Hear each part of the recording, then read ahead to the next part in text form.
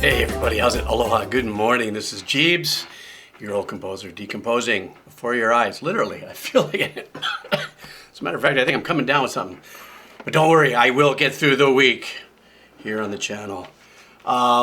So, I know I just got through doing Muse last month, but within the family circle, somebody sent me this and said, look, if you're going to listen to it and you do more of the edgier rock and roll stuff on your channel, why don't you try listening to this one? So, at the behest of family members, yes, okay, I will do this for you.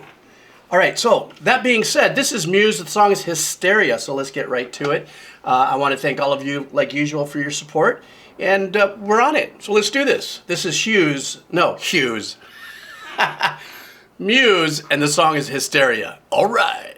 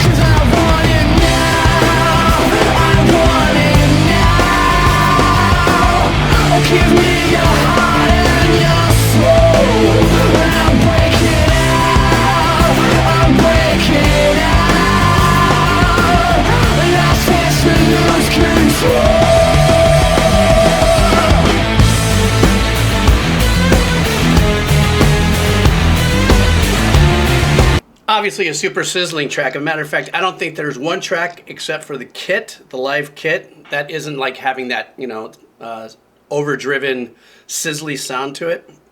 And the song is Hysteria. I don't have the lyrics in front of me. But I hope... sorry. I will not stop the reaction for that. Obviously, with the name of the Hysteria, maybe that plays into the edginess of it. I didn't, look up the lyrics or anything.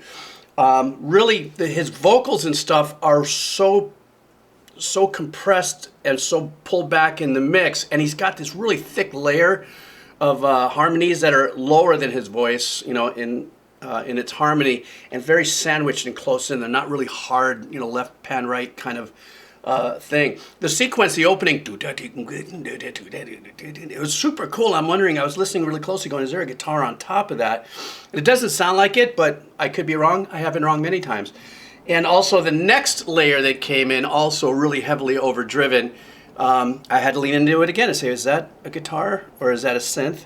Either way you look at it, it definitely plows forward as a kind of, it's a riffy track. It's just obviously it's very square in its time and its performance, because I believe Muse is, oh, here we go. This could be problems in the comments, but a little more EDM experimental, a la maybe Nine Inch Nails, Trent Reznor kind of stuff. But I don't know enough of the discography. I'm sure if you guys smoke me in the comments for that, please set me straight what else, I should be listening to. But anyhow,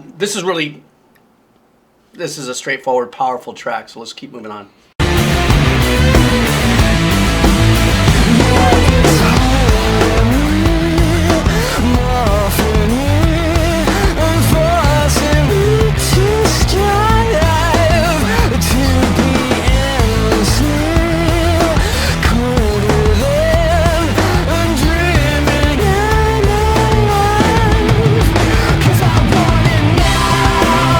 I want it now.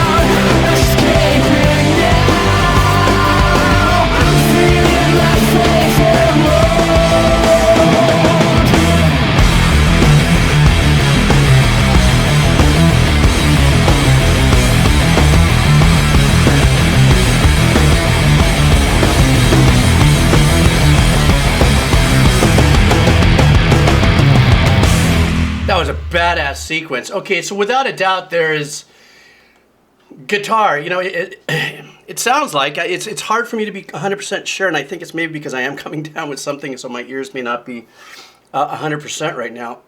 But when the hook came, da da da da da da da, when the hook came in and just really kind of lit into it, that's where it just seemed like the power really launched in there, and it seemed like there was, you know, some really powerful crunchy guitar there. Now, the opening sequence, this closing sequence, the riff, you know, what's very unique about that is that, at least mechanically, if Muse leans a little towards more the EDM bass line, if you would, in production, and, you know, we'll add distorted guitars and all that sort of stuff. The cool thing is that, you know, it could be, if it was played like by periphery, it would still have a very powerful riff, you know, pop in your head, head bobbing or whatever we call this stuff, to it, because it was just very catchy. It's just, you know, what defines, you know, the different genres is how much they lean into it with the mix and what's in the front, what's forward, you know. There's a lot of hybrid metal that's going on as of late, where you hear that there's guitar riffs, but if you listen really closely behind the riffs, there's accents of keyboards and stuff behind it. That might be a little bit more towards the heavier prog rock, metal style bands and stuff like that. Whereas this one, it just leans a little more on the EDM edge first, but then definitely colors in the rest of it with all the, you know, the slamming guitar work that I heard there. The solo as well, also, it does sound synthy, but I could be wrong, you know, because a lot of times, especially this is 2004, running, you know, guitar, you know, through synths or tweaking and doing weird things with your stomps or whatever the case is. It's really nothing new. It actually started in the mid '80s, an Alan Holdsworth style type of blending, that kind of stuff. But either way you look at it, this was killer. I love the riff aspect of it. It was really just fully. Why can't I think? I can't think right now. I'm sorry. I think I'm going to go back into bed and drink some NyQuil. Okay, this sucks. I'm going to end this right now. But I did persevere. I got through this reaction, and it wasn't hard because it was a kick-ass song. Thank you so much for hanging in there. I will finish this week through hell or high water. And so that's my story, and I'm sticking to it. You guys take care. Aloha. All right.